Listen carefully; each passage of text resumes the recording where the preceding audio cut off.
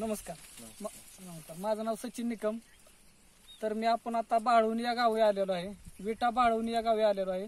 तर अमोल शेट्टे यांना आपण आपली नेटसर्फ कंपनीची जैविक खत औषधं त्यांच्या ऊसासाठी बी काय वापरायला दिली ती. तर ती त्यांनी कशी वापरली आणि त्यांना काय ह्याचा रिझल्ट आला हे आपण थोडंसं त्यांच्याच तोंडनी ऐकू. सुरुवातीला आपण त्यांची थोडी ओळख करून घेऊ. तुमचं नाव सांगा सर. माझं नाव अमोल माधवराव शेट्टे, राहणार बाळवणी, तालुका खानापूर, जिल्हा सांगली. तर ही तुम्हाला प्रोडक्ट दिल्यानंतर तुम्ही ह्याच्यावरती कसा वापर केलाय? पहिल्यांदा शेतची आळवण करून घेतली. बर.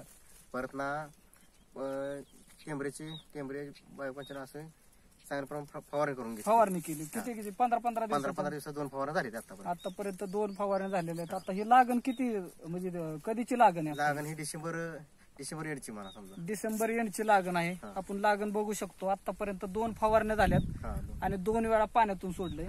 पहिल्यांदा शेत आणि नंतर एनपीके असे पूर्ण 2 डोस झालेले आहेत. तर आपण ऊसाची बघू शकतो.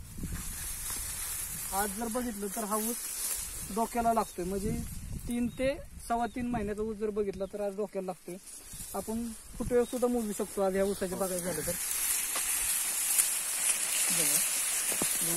2 3 4 5 6 7 8 9 10 11 12 13 14 15 16 17 18 फुटवे आहे. म्हणजे एकाच बेसाला बघितलं तर 18 फुटवे. त्याचबरोबर पानांची रुंदी सुद्धा आहे. आपण जे म्हणतो पानांची रुंदीकरण सुद्धा आहे. तर साहेब आता तुम्हाला कसं वाटतंय की 2 फवारणी केल्यामुळे तुम्ही या प्लॉटवरती समाधानी आहात? हो समाधानी. चांगला रिझल्ट चांगला आहे. अजून आपल्याला फवारणी ह्याच्यावरती किती करायच्या? 2 फवारणी करायच्या. राहिलेले बरेचसे डोस पाण्यातून राहिलेले आहेत. तर साहेब तुम्ही समाधानी या प्लॉटवरती? आमच्या कंपनीला मुलाखत दिल्याबद्दल धन्यवाद. तुम्हाला या प्लॉट बघितल्यानंतर तुम्हाला स्वतःला वैयक्तिक काय वाटतं? नाही चांगला आहे. एक नंबर. म्हणजे काय चांगलं आहे? पाण्यात ग्रोथ चांगली आहे. परत उंची वाढ फुटवा चांगला आहे. काळोखी चांगली आहे. काळोखी चांगली आहे. इतर ऊस म्हणजे इथं बाकीच्या लोकांचे पण तुमच्या बरोबरच्या लागणी असतील.